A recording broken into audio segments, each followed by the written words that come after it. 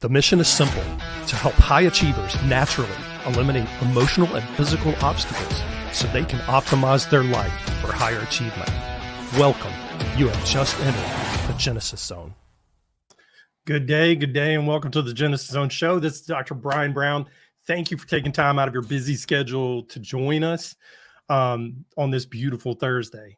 Now, this is a Thursday after Thanksgiving, so this time between Thanksgiving and Christmas is always a busy time. And we're going to be talking about trauma and automatic trauma responses because, unfortunately, whether we want to admit it or not, being in family can trigger intense pain and suffering for some of us. Not all of us, but a lot of people have this. And I know a lot of people that I deal with in functional medicine, because traditional Western medicine has not been able to figure out what's going on. A lot of times they come in and we're able to uncover that there are emotional roots to what's going on physically in their body. That'll be coming up in another episode later on. But I wanted to follow up last week's episode, or the week before Thanksgiving's episode, about dealing with stress through the holidays. So what do we do when we get automatically triggered? And what does an automatic trigger look like?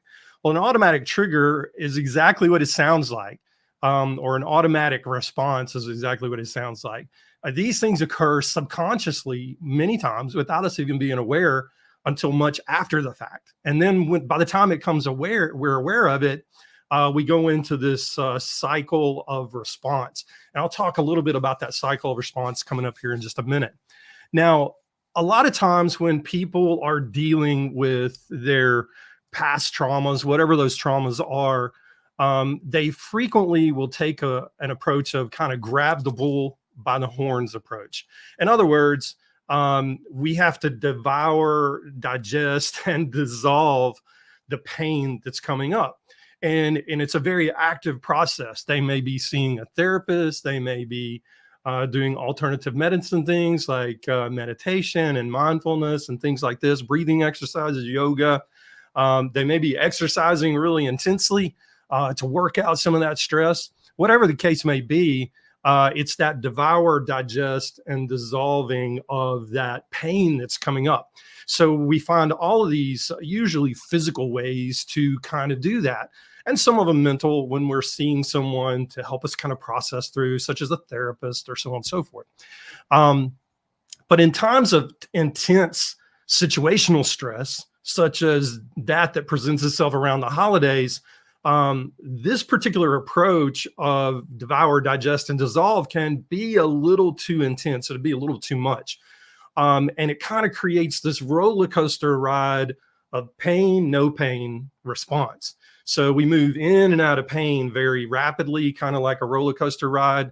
And again, for the nervous system, not necessarily the mind, but for the nervous system physically, it becomes a little too much. So you may notice things like your guppy breathing, or another word for this, sighing breathing, meaning you're kind of not taking a full deep breath in.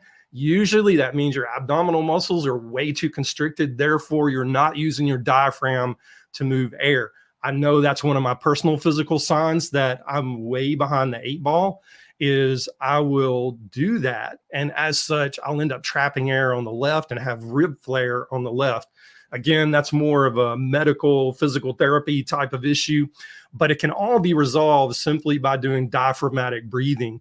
And you can look that up on your own. There are a lot of people that talk about that. It's very easy to do. It's simply just breathing through your abdominal muscles and not moving your chest. So you typically want to put one hand on the chest, one hand on the abdomen, and you want to feel the abdomen move up and down with the inhale, exhale, but you don't want to feel the chest move. That's when you know you're doing diaphragmatic breathing, and therefore you're fully expelling all the air out of your lungs and taking a full inhale of air into your lungs. So it just means you're getting good oxygen exchange for CO2, and you're letting all that air out that could potentially get trapped and cause pain syndromes and things like that. So again, it's a roller coaster ride of pain, physical pain, emotional pain, and no pain. And it can get quite cumbersome when your default mode of operation is to grab the bull by the horns. So what is this automatic response cycle that we often have when we're going through stressful situations? or living in stressful relationships? Well, the first thing that comes up in the cycle is fear. And we have this fear come over us. It's almost automatic. We're not really doing it consciously. And it's usually a fear in response to a situation. Now, what can happen subconsciously is that the nervous system perceives that this situation that has caused fear is creating danger for you. Therefore, your nervous system has to be on high alert, and you become a little bit more hypervigilant. You may become a little tremory, and that's because your adrenaline, your cortisol is just a little bit higher than it should be. You may find your heart rate's up a bit, or quite a lot, actually. Some people will run heart rates in the low 100s, 110 range when they get like this. And they know that that's their particular indicator physically that, hey, something's out of balance.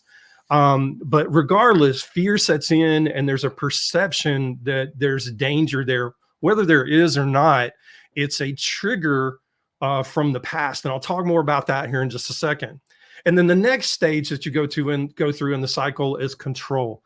And you move into this thought of something is wrong, something is bad wrong, and if I could just make it go away, everything would be okay. So you start scanning your environment for what's wrong, and you try to overcompensate by getting involved in things you didn't have any business getting involved in the first place.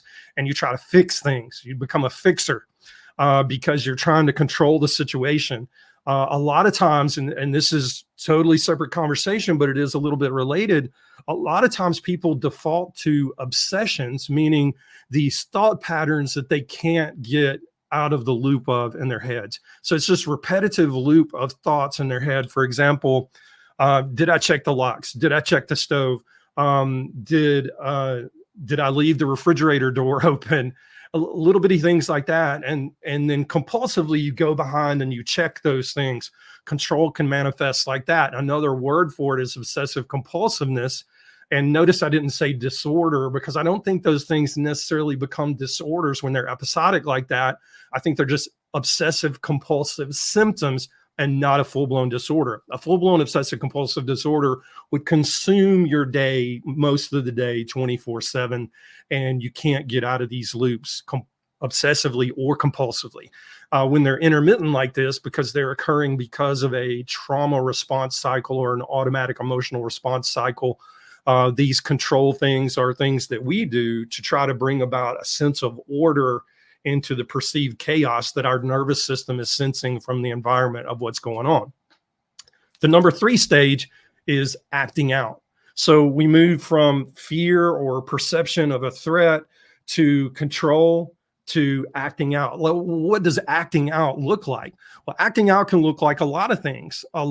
In many cases, if you're not dealing with a person that's a borderline personality disorder or a narcissist, if you're dealing with just a normal person without a personality disorder, acting out looks a lot like, oh, I'm a bad person.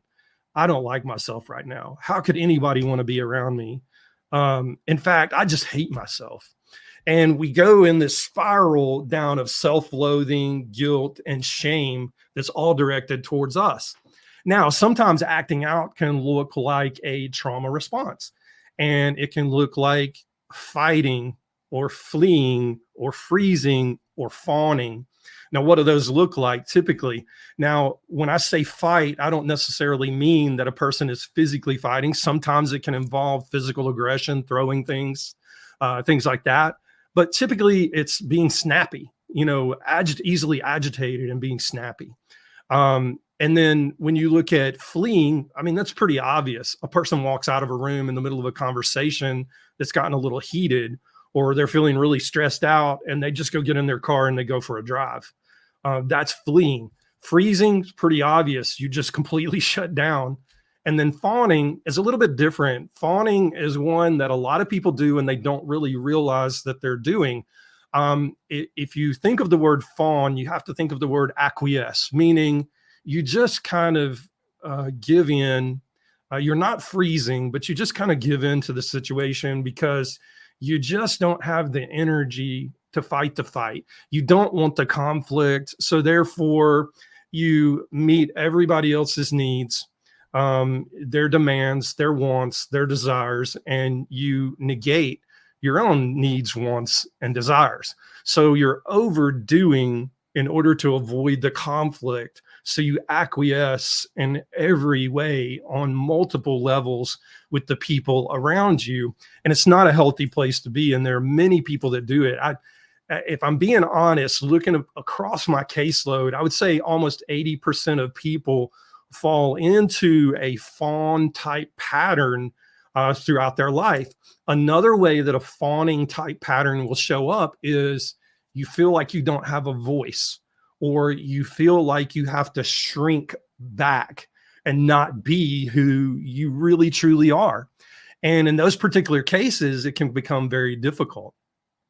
And then the last stage is dissociation. Now, I don't want to talk about clinical dissociation because typically from a psychiatric standpoint, severe dissociation can result into someone being hospitalized. What I want to talk to you about is functional dissociation and what functional dissociation looks like. Functional dissociation is a relatively new term. It's not particularly well noted in the psychiatric textbooks. Okay. In fact, it's not noted at all in psychiatric textbooks, but some professionals, some experts are starting to write about this in the psychiatric literature and the journals. And they're starting to talk about this term called functional dissociation, where a person can actually go through their everyday life. They can go to work, they can do their family duties, they can take care of their pets, they can do chores around the house, they can do yard work, they can participate in life, but internally they feel disconnected emotionally, physically, mentally, spiritually. And the people around them oftentimes have no clue that the person is functionally dissociated. So if you ever walk through your day and you feel like you're just going through the motions, chances are you need to pay attention because you may be functionally dissociated. I've also found that people who have pain type syndromes that no health professional can put a finger on and label, this is the cause.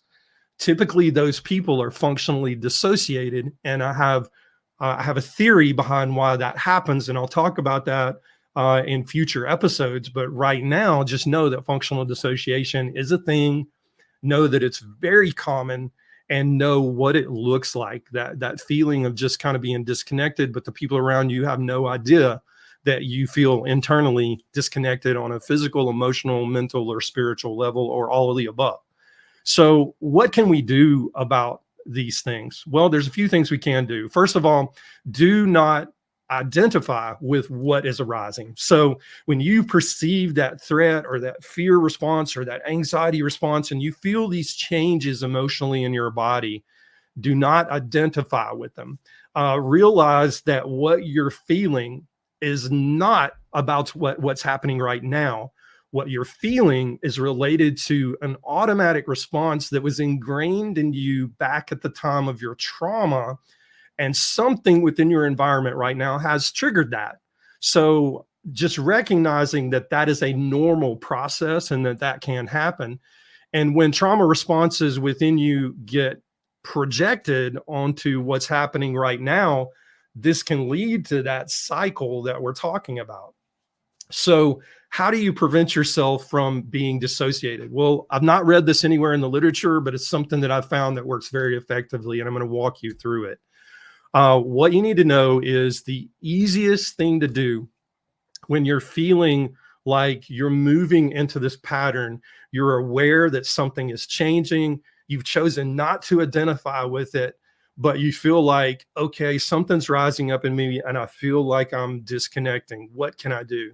I want you to close your eyes, and I want you to do a scan starting at your toes and moving all the way up to the head, to your head. And I want you to check in with yourself physically. What am I feeling physically in my feet and my toes and my ankles and my calves and my knees and my leg muscles and my hips and my lower back? And just gradually move up your body until you get to the top of your head. And then I want you to repeat that process. And I want you to ask yourself, not what you're feeling physically like we just did, but what are you feeling emotionally in your body? If And this may be something that you have to practice at, because we're not good at identifying emotion within our body. Go back through, and maybe you're having cramps in your calf muscles.